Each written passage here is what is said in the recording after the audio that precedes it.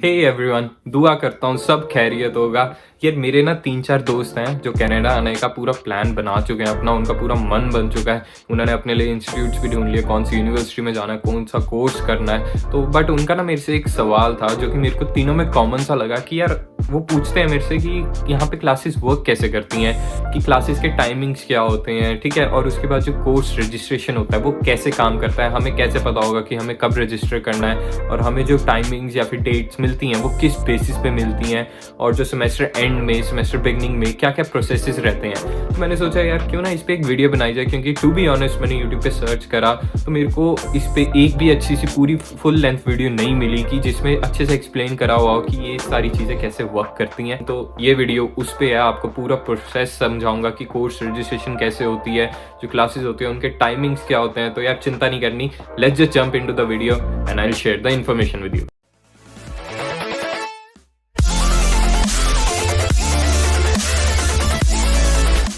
तो दोस्तों यार सबसे पहले शुरुआत करेंगे हमारी क्लास टाइमिंग से, और शुरू करने से पहले मैं आपको बस एक चीज़ बताना चाहता हूँ कि यार सारी जगह कनाडा में जो कॉलेजेस होते हैं, यूनिवर्सिटीज़ होती हैं, वो मोस्टली सेम पैटर्न फॉलो करती हैं। कुछ यूनिवर्सिटीज़ और कॉलेजेस होंगे जिनका डिफरेंट होगा, तो मैं अपनी यूनिवर्सिटी को ना एज अ बेस मान के चलूँगा। और मैंने थोड़ी सी रिसर्च जो करी है उसमें मेरे को यही दिखा है कि यार सिमिलर है, मेरी यूनिवर्सिटी जैसे ही है, थोड़ा सा हार्डली अप एंड डाउन होंगे।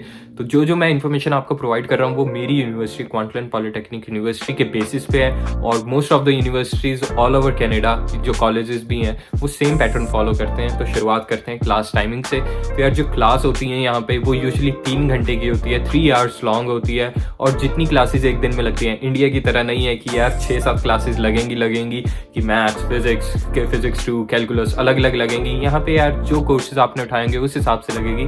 और जो टाइमिंग्स होते हैं तो यार वो होता है 10 to 1, 1 to 4, 4 to 7 and 7 to 10। तो 3 घंटे की 4 क्लासेस पूरा दिन में वो डिवाइड होती हैं।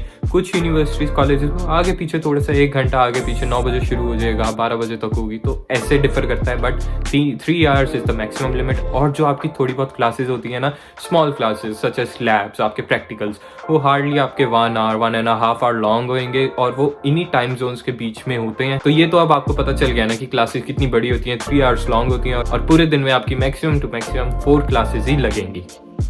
तो दोस्तों अब बात करते हैं रजिस्टर कैसे करें इन कोर्सेज में। जो क्लासेस मैंने आपको क्लास टाइमिंग समझा दिया, अब कोर्सेज पे आते हैं, तो इन पे रजिस्ट्रेशन कैसे करें। तो यार आपने अपना यूनिवर्सिटी का सारा प्रोसेस कर लिया, आपको यूनिवर्सिटी से एक यूज़र नेम मिल गया, एक पासवर्ड मिल गया, और आपको पता है कि एक आपकी साइट है जहाँ पे आपका डैशबोर्ड है, आपकी इन्फॉर्मेशन होगी, और वहीं पर जाके आपने रजिस्टर करना है, सिंपल, ठीक है। बट उससे पहले मैं आपको थोड़ी सी चीज़ें बताना चाहता हूँ। सबसे पहली तो ये कि यार अगर आप डिप्लोमा कर रहे हो ना, तो आपको 2 साल के अंदर 60 क्रेडिट्स करने ही पड़ेंगे। ये आपकी यूनिवर्सिटी, कॉलेज जहाँ भी जाओगे ये सेम है। आप डिग्री कर रहे हो तो 4 साल हो गए तो 120 क्रेडिट्स हो जाते हैं वो। और यार एक कोर्स जो होता है वो 3 क्रेडिट का होता है। कुछ कोर्सेज होते हैं जो ऊपर नीचे होते हैं, दैट्स टोटली डिफरेंट। बट जो बेसिक चलता है वो ये चलता है कि एक कोर्स 3 क्रेडिट्स का होगा। जितने साल का वो कोर्स होता है ना, कि अगर आप सर्टिफिकेशन कर रहे हो, आप 3 साल की डिग्री कर रहे हो, आप 3 साल का कोर्स कर रहे हो, 2 साल का, 4 साल का, तो वो यूनिवर्सिटी ऑलरेडी बता देती है कि इतने क्रेडिट्स आपको करने ही करने हैं। और यार इसी के साथ मैं आपको बताना चाहता हूँ कि जो वो ईयर 1 और ईयर 2 का जो प्लान होता है, कि डिप्लोमा की बात कर लेते हैं एक सेकंड, कि ईयर 1 में आपके ये कोर्सेज होंगे, ईयर 2 में ये कोर्सेज होंगे, और उन कोर्सेज में ना let's take A and B courses. और इधर मैं आपको एक वर्ड समझाऊंगा जो होता है प्री रेक्विजिट। प्री रेक्विजिट का क्या मतलब होता है, तो मान लो ए एंड बी कोर्स है, बी कोर्स की इंस्ट्रक्शंस में लिखा हुआ होगा कि यार ये कोर्स करने से पहले ना आपको ए वाला कोर्स करना पड़ेगा। अगर आपने ए वाला नहीं करा तो आप बी वाला नहीं कर सकते। तो इसका मतलब होता है ए है ना, वो प्री रेक्विजिट है बी कोर्स का, कि उसको आपको कंप्लीट करना ही पड़ेगा बी करने के लिए।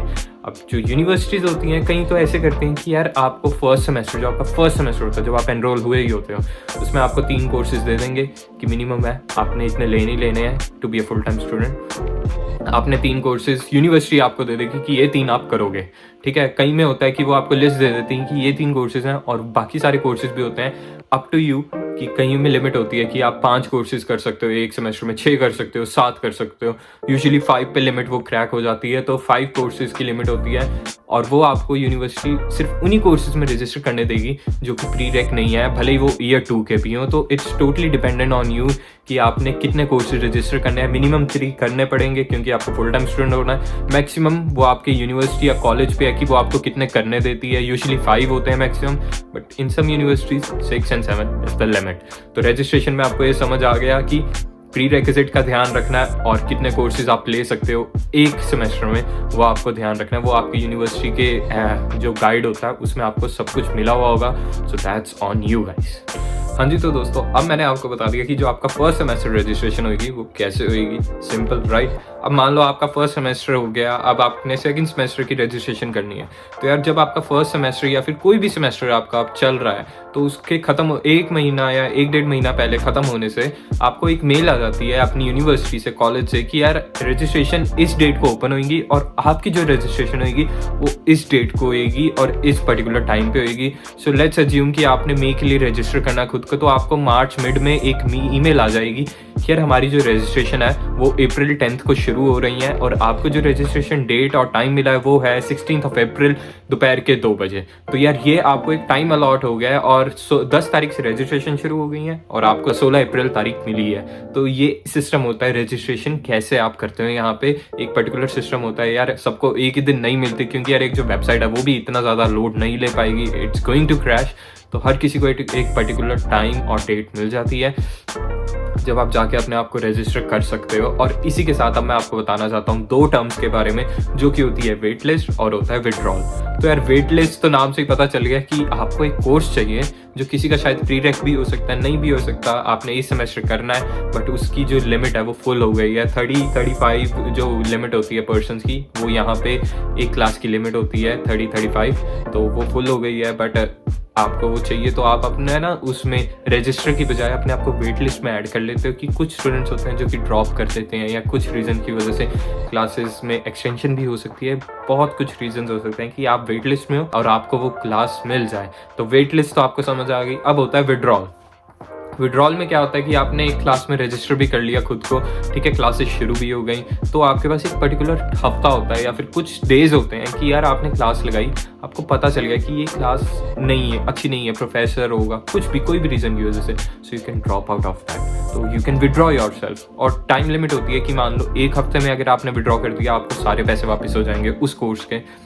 2 हफ्ते लगाए तो कुछ परसेंटेज कट के वापस होंगे, 3 हफ्ते लगाए तो कुछ परसेंटेज कट के होंगे, और अगर आपने 4 हफ्ते हो गए या फिर अराउंड 3 वीक्स के बाद वो लिमिट खत्म हो जाती है, आप अगर विड्रॉ करोगे तो आपको $1 भी वापस नहीं आएगा। तो ये जो डिसीजंस होते हैं विड्रॉल के, ये सोच समझ के लेने चाहिए आपको, ठीक है। वेट लिस्ट भी आपको समझ आ गया, विड्रॉल भी समझ आ गया। Now let's just move on to our next point.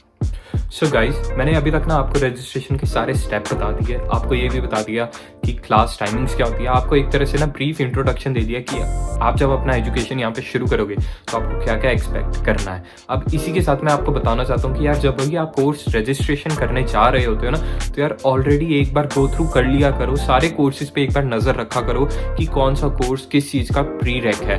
तो गाइज हमेशा ना प्री रेक्विजिट वाले कोर्सेज सबसे पहले करने हैं। ये एक एडवाइस वाला सेक्शन हो गया बस, कि जिसमें आपको मैंने सारा समझा चुका हूँ, अब बस एडवाइस दे रहा हूँ कि जो प्री रेक्विजिट वाले कोर्सेज होते हैं ना, वो बहुत पहले कर लिया करो, क्योंकि यार यहाँ पे कुछ टर्म्स होते हैं ऐसे जिनमें क्लासेस होती नहीं अवेलेबल, कुछ टर्म्स होते हैं जिनमें फिर आपको पता ही है कि बहुत ज़्यादा ओवरलोड हो जाता है स्टूडेंट्स का, और वो सारे ही उस कोर्स की तरफ भागते हैं, तो आप वेट लिस्ट में जाओगे, आपका ऐसे टाइम भी बर्बाद होता है, आपकी मनी भी वेस्ट होती है। तो ये सारी चीज़ों से बचने से पहले ही यार अपना ना एक पूरा प्लान बना के रखो कि ये कोर्सेज आपने कब कब करने हैं। वेट लिस्ट में भी आपको एक ऑप्शन दे रहा हूँ एडवाइस के तौर पे कि यार जो अगर 5 से 6 वेट लिस्ट हैं तो दैट्स गुड, आप अपने आप को वेट लिस्ट कर लो, और अगर वो उससे ज़्यादा हो जाते हैं तो फ्रॉम एक्सपीरियंस हम सही कि यार वो यूजुअली नहीं भरता है, ठीक है। अब मानकर चलते हैं, एक सिनेरियो कर चलते हैं कि आपका लास्ट सेमेस्टर है और एक कोर्स आपका रह गया जो कि आपका फाइनल होने वाला है। तो इस केसेस में ना यूनिवर्सिटीज आपकी हेल्प ज़रूर कर देती हैं, ठीक है। हेल्प कैसे करती हैं यार, वो आपको एक फॉर्म देती हैं, फॉर्म में आप जो प्रोफेसर होता है कि 35 की लिमिट है, उस वेट लिस्ट भी हट गया, 35 पूरी क्लासेस भर चुकी हैं, 1 हफ्ते में क्लासेस शुरू होने वाली हैं, वो एक फॉर्म होता है, आप भरते हो, आप अपने प्रोफेसर से साइन करवा लो उसे, उस प्रोफेसर के पास जाओ, उसे अपनी सिचुएशन बताओ कि आपका लास्ट सेमेस्टर है, तो वो उसे साइन कर देता है और वो आपको अलाउ कर सकता है परमिशन कि आप क्लास ले सकते हो। तो बहुत सारे तरीके होते हैं यहाँ पे अगर आपको उस सिस्टम को भी बाईपास करना है। और इसी के साथ मैं एक चीज़ और बताना चाहूँगा कि अगर आप दो कोर्सेज एक साथ करना चाहते हो जो कि प्री रैक हैं एक दूसरे के, A and B, A B का प्री रैक है, बट आप दोनों को ही एक सेमेस्टर में करना चाहते हो, इस सिचुएशन में क्या करा जाए? तो इस सिचुएशन में काम आता है प्री रैक वेवर फॉर्म। इसमें क्या होता है, इसमें यार आप जो वो वाला फॉर्म होता है ना, मतलब वो आपके मेंटल एप्टीट्यूड पे होता है। आप अपने प्रोफेसर को कितनी तरह अच्छे से एक्सप्लेन कर सकते हो कि यार मैं दोनों कोर्सेज को एक साथ हैंडल कर सकता हूँ, ठीक है, मेरे को कोई दिक्कत नहीं आएगी, मैं दोनों कोर्सेज फेल नहीं करूंगा। तो वो आपके ऊपर है, आप दोनों चीज़ों को एक साथ हैंडल कर सकते हो। तो आप प्री रैक फॉर्म भी भर सकते हो ताकि आप दोनों कोर्सेज एक साथ कर सको और आपका टाइम भी सेव हो, आपकी मैनेजमेंट जो है वो और अच्छी हो।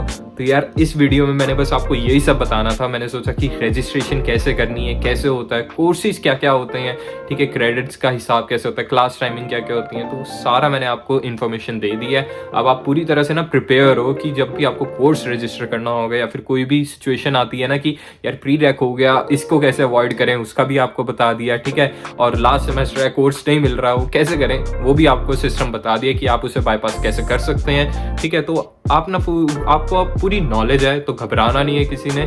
और इसी के साथ इस वीडियो को एंड करता हूं मैं, ठीक है। अगले हफ्ते आऊंगा एक नई वीडियो के साथ, इंफॉर्मेशनल वीडियो के साथ, ब्लॉग के साथ। अगले हफ्ते मिलूंगा आपको, तब तक के लिए stay safe, take care, it's Adi signing of.